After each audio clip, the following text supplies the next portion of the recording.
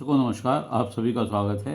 आज इस वीडियो के द्वारा मैं श्री आशीर्वाद मोहन जो कटक उड़ीसा के रहने वाले हैं, उन्होंने बर्थ डिटेल भेजकर प्रश्न किया है कि आर्थिक परेशानी चल रही है, मानसिक परेशानी चल रही है और नौकरी ठीक से नहीं चल रही है, ये सब कब तक ठीक होगा।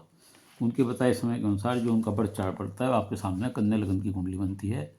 लगन में गुरु है, तीसरे भाव में राहु है, छठे भाव में शनि है, अष्टम भाव में शुक्र चंद्रमा है, भाग्य स्थान में केतु है और दसम भाव में सूर्य बुध है और 12वें भाव में मंगल है। इस प्रकार आपकी ये चार्ट बनता है। कन्या लगन की कुंडली होने के कारण जिसके स्वामी जो हैं बुध हैं और वो दशमेश के स्वामी होकर के सुग्रही होते हुए दशमेश दसम भाव में बैठे हुए हैं, सब दोनों केंद्रों का भाव स्वामी होकर केंद्र में बैठे हुए हैं और सूर्य के साथ बुधादित्य योग बना रहे हैं। यह योग बहुत अच्छा है। सरकारी पदवी, ऐसे लोगों को सरकारी पदवी मिल सकता है। कारोबार में भी बुधादित्य योग होने के बाद कारोबार में बहुत सफल होते हैं।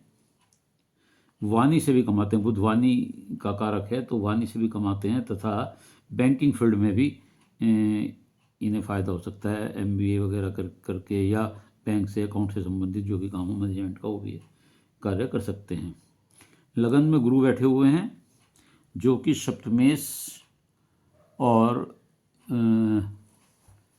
सुखेश होकर बैठे हुए हैं, केंद्र भाव के स्वामी होकर केंद्र में बैठे हुए हैं, जो बड़ा अच्छा योग है,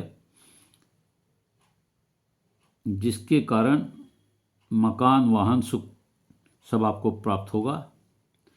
गुरु के कारण आप टीचिंग क्षेत्र में, वकालत के क्षेत्र में, कानून क्षेत्र में, पत्रकारिता के क्षेत्र में, बैंकिंग क्षेत्र में, IT क्षेत्र में, सेक्टर में कुशल वक्ता हो सकते हैं। लीडरशिप के गुण आप में होते हैं। राजनीति में भी आप जा सकते हैं।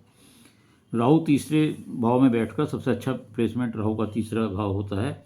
ये आपको बहुत मेहनती बनाता है, पराक्रमी बनाता है, स्ट्रॉन्ग विल पावर वाला होता है, यात्राएं बहुत कराता है। ऐसे लोग धनी होते हैं और जो जीवन में चाहते हैं वो कर सकते हैं। इनके कोई कार्य पैसे की कमी की वजह से नहीं हो सकता। ये इस तरह की प्लानिंग करते हैं कि इन्हें पैसे की दिक्कत महसूस नहीं होती। शनि जो आपके इसमें छठे भाव में बैठे हुए हैं, ये अपार धन संपदा देने का कार्य करते हैं। रोग ऋण शत्रुओं से आपकी मुक्ति कराते हैं, अर्थात को रोग और ऋण कर्ज और जो शत्रु हैं वो आप उनसे चिंतित नहीं होते, इन परेशानियों से मुक्त होते हैं। लेकिन शनि यहाँ बैठकर विदेश यात्राएं जरूर कराता है। केतु 9वें भाव में होने से कई माध्यमों से आपकी आमदनी जो है, खाली एक नहीं, नौकरी के साथ बिजनेस हो सकता है, साइड जॉब हो सकता है, कई माध्यमों से आपको नौकरी के लाभ, आय के लाभ होंगे। गलत माध्यम से भी ऐसे लोग पैसा कमाने में नहीं सकते या उनकी इच्छा रहती है।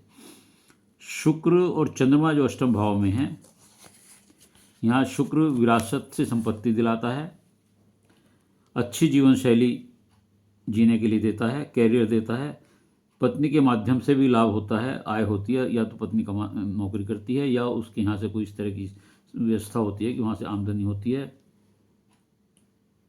ट्रस्ट से जुड़े हुए कार्य जो होते हैं उनसे भी ऐसे लोगों को लाभ होता है। चंद्रमा यहाँ निश्चित तौर से अच्छा नहीं होता।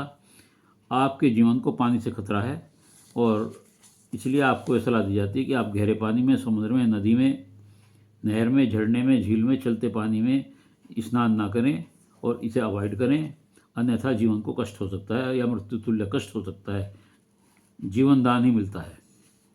मंगल 12वें भाव में बैठे हुए हैं। मंगल 12वें भाव में बहुत अच्छे नहीं माने जाते, शत्रु कष्ट देते हैं, चोरी का भय बना रहता है, पत्नी से मन मुटाव होता है क्योंकि आप मंगली भी हैं। मंगल जब यहाँ बैठे हुए हैं तो आप मंगली भी हैं, तो इसलिए आपको पत्नी से भी थोड़ा सा ट्यूनिंग में दिक्कत आती है, आंखों में परेशानी हो सकती है, कोई बीमारी तरह की हो सकती है। तो आप इसके लिए चांदी की चैन धारण कर सकते हैं, उससे लाभ होगा। हनुमान चालीसा पढ़ेंगे तो उससे भी आपको इन दिक्कतों में कमी आएगी। धनेश, आप ये देखिए अब इस कुंडली में जो ये धनेश है शुक्र और ये चंद्रमा जो है आयेश है, इन दोनों का स्वामी अष्टम भाव में बैठे हुए हैं शुक्र और चंद्रमा, और 11वें आय के भाव पर राहु की दृष्टि पड़ रही है इस पर। पिछले करीब 9 साल से चंद्रमा की महादशा चल रही है आपको, जो चंद्रमा यहाँ बैठे हुए हैं। जो शुभ नहीं होती, अर्थात पिछले 9-10 साल से आप परेशान चल रहे होंगे। 27-8-25 तक ये दशा है। इसके बाद 34वें वर्ष में आपका भाग्योदय होगा, क्योंकि केतु भी यहाँ बैठकर भाग्य स्थान में 34वें वर्ष में भाग्योदय करते हैं। जब भी आपके सब काम पूरे होंगे, 34वें वर्ष शुरू होने के बाद आपके सब काम ठीक होंगे और आपको नौकरी का भी और आय का साधन भी बन जाएगा, और जो आर्थिक मानसिक कष्ट हैं वो भी दूर होंगे।